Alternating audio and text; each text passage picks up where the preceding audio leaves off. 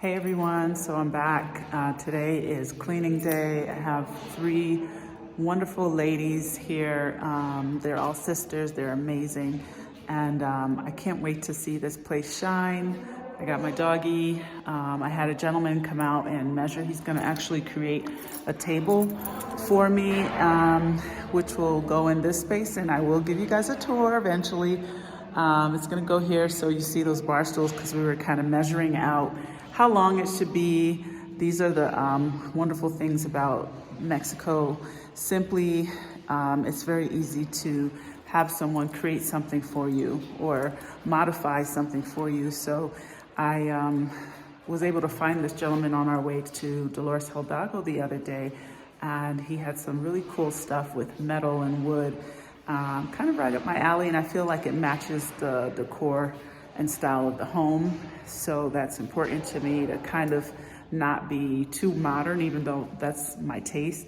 So it's gonna be a little bit different for me to decorate. I'm having a hard time, even though people love this wood, I'm having a hard time with it a little bit because it's darker, and it's all gonna come together. But anyway, we're cleaning today. I have my mattresses being delivered, and I'm really excited about the progress that I'm making this week. So I'm already, it's day, 10? Today's December the 10th.